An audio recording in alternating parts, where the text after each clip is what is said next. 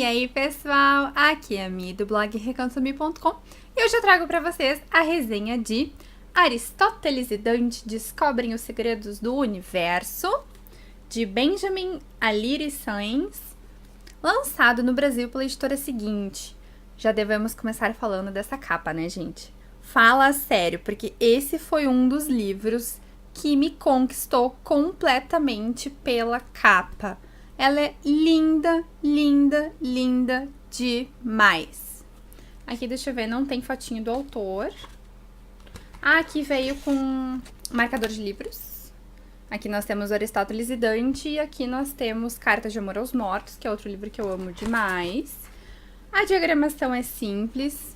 Eu achei bonita que ela é de folhas amarelas e aqui em cima os capítulos eles são escritos de maneira... como que eu posso dizer? Não numérica. Que seja. E uma coisa que me chamou bastante atenção no livro é que os capítulos são muito curtos. Ó, esse aqui é um capítulo de 2 páginas. Nós temos capítulos de 1 página, nós temos capítulos, de um pouco mais, 4 ou 5 páginas, mas os capítulos em geral são muito curtos. E isso facilitou demais a leitura, porque por mais que ele tenha quase 400 páginas, ele aparenta ser um livro bem grande. A editora Seguinte faz a capa diferente. Ele aparenta ser um livro bem grande, ele é muito rápido de ler. Bom, sobre o que fala a história de Aristóteles e Dante, Descobre os Segredos do Universo, que título enorme, eu tenho tanta dificuldade de falar de títulos grandes. Ele conta a história do Ari. O Ari, ele gosta de ser chamado de Ari, ele não gosta de Aristóteles, muito menos de Ángel Aristóteles, que é o nome dele. Ele é um menino de 15 anos, de descendência mexicana, então ele veio de uma família bem tradicional de mexicanos. E isso é uma coisa também que mexe muito com ele, porque ao mesmo tempo que ele não se sente tão mexicano, ele também não se sente americano, é uma confusão interna que ele tem. E ele veio de uma família muito marcada, com muitas cicatrizes, de mágoas que eles tentam esconder ou deixar para trás. Porque, por exemplo, o pai dele lutou na Guerra do Vietnã. E isso consumiu muito o pai dele. Então, depois que ele voltou da guerra, ele se tornou muito recluso, muito calado, assombrado por todos os fantasmas da guerra. A mãe dele carrega um peso muito forte, porque o irmão mais velho do Ari, que é o Bernardo, ele acabou se envolvendo em coisas que os pais não querem falar e foi preso quando o Ari era muito pequeno, era criança, tinha apenas 4 anos. Então ele tem a recordação de amar muito o irmão, mas depois que o irmão foi preso, ele meio que foi apagado da história da família e o Ari, ele vive aquele vácuo do tipo que não sabe nada do irmão, que nunca viu foto do irmão, e ele sempre fica vivendo aquela dúvida do e se? E se o meu irmão estivesse aqui, será que nós nos daríamos bem? Será que ele me ensinaria alguma coisa? Será que eu seria parecido com ele? Será que nós nos daríamos mal? Então ele tem aquelas lamúrias sobre uma vida que ele nunca teve.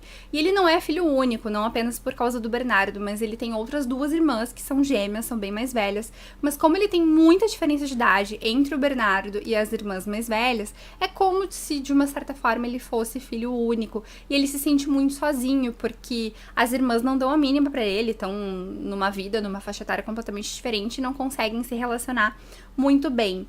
E essa coisa da família nunca falar, não ter o hábito de conversar, não ter o hábito de externalizar os sentimentos, não ter o hábito de se abrir, faz com que o Ari seja um menino muito fechado. Ele é muito antissocial, ele não tem amigos, ele não faz questão nenhuma de se relacionar com as pessoas, ele não faz questão nenhuma de contar nada pra ninguém. E isso sufoca ele, porque ele é quase que uma bomba relógio, ele vive explodindo pra dentro de si, que na verdade é implodindo, e isso faz com que os dias dele sejam muito tenebrosos. Então ele é um menino cheio de raiva, ele é um menino muito melancólico, ele é um menino que tem dúvidas sobre tudo e não consegue desvendar essas dúvidas, então ele não entende os pais, ele não entende as regras que a mãe impõe ao crescimento dele, de ele não pode fazer isso, ele não pode fazer aquilo outro, porque a mãe tem muito medo, de uma certa forma, que ele vire igual o Bernardo, que se meta em confusões e que acabe preso igual o irmão. Então ele não entende os pais, ele não entende os meninos da idade dele, ele acha uma baboseira aqueles meninos que ficam falando coisas de meninas e de peitos e de bundas, e ele não entende nada disso porque ele não se sente igual, ele não conhece a si próprio, ele não se entende, então ele é muito instável e toda hora ele tá assim com oscilações de sentimentos, de pensamentos, até conhecer o Dante.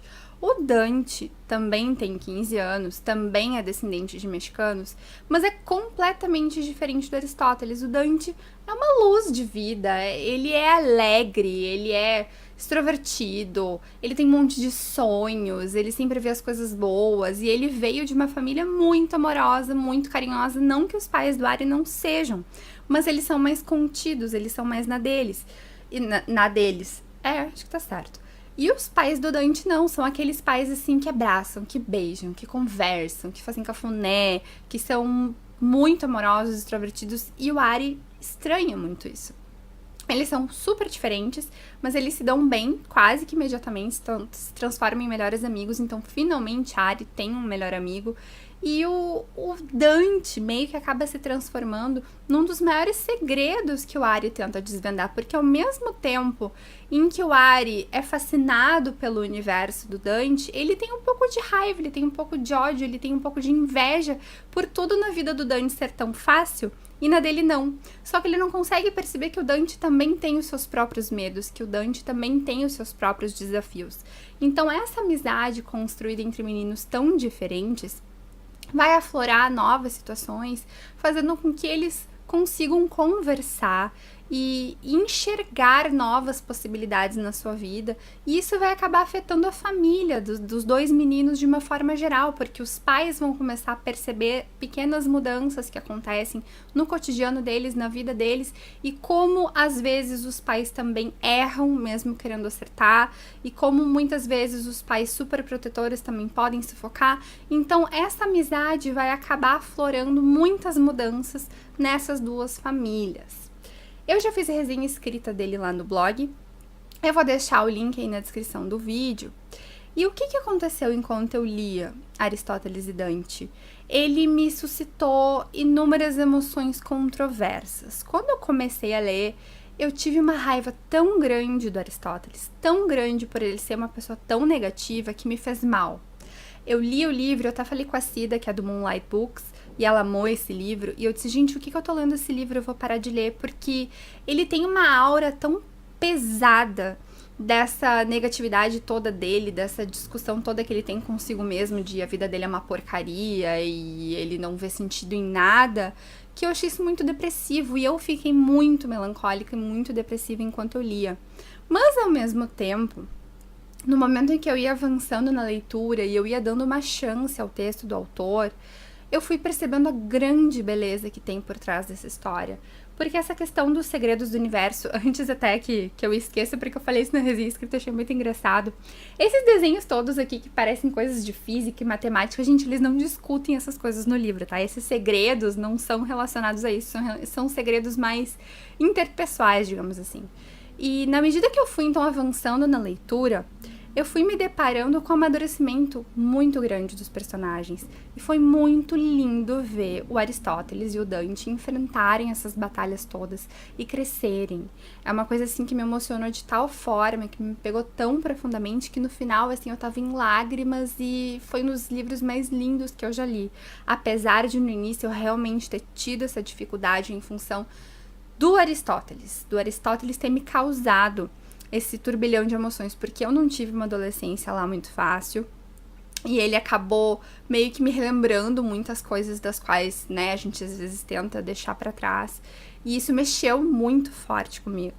Mas isso é uma coisa também importante de se ressaltar, porque às vezes existem os momentos certos de se lerem determinados livros. Às vezes a gente não tá no clima certo, às vezes a gente não tá no humor certo, e às vezes não é bom insistir. Eu acabei tendo sorte de insistir e perceber toda a beleza da escrita do autor, que quase me passou despercebido, que eu quase fiz questão de não enxergar por birra, que eu acabei criando com um personagem que depois se desfez por completo, e me apaixonei tanto por Arya, quanto por Dante, quanto pelos pais dos dois. Mas fica de alerta aí pra vocês. A escrita do Benjamin é uma escrita muito simples, muito fluida, inclusive os diálogos às vezes não tem os incisos do ele disse, ela disse, etc. E às vezes eu me confundi de quem estava falando um pouco ali. E no início do texto eu encontrei muitas repetições de palavras que, apesar de terem me incomodado, elas ficaram bem claras, que era para mostrar o linguajar adotado pelos próprios meninos, em que eles falavam assim, em que eles repetiam muitas palavras, em que eles tinham uma linguagem mais pobre, no sentido de não ser tão diversificada. E é engraçado que no decorrer do texto, eles mesmos brincam de irem atrás de novas palavras, de procurarem palavras difíceis no dicionário, de conhecerem palavras novas, e eles acabam adotando essas palavras no decorrer da história, e isso fica bem perceptível no texto. O próprio texto do autor, no decorrer, vai amadurecendo. Então, é bem interessante. É um livro que eu recomendo demais, eu realmente fiquei bem apaixonada por ele e espero que vocês tenham a chance de descobrir os segredos do universo junto com Aristóteles e Dante.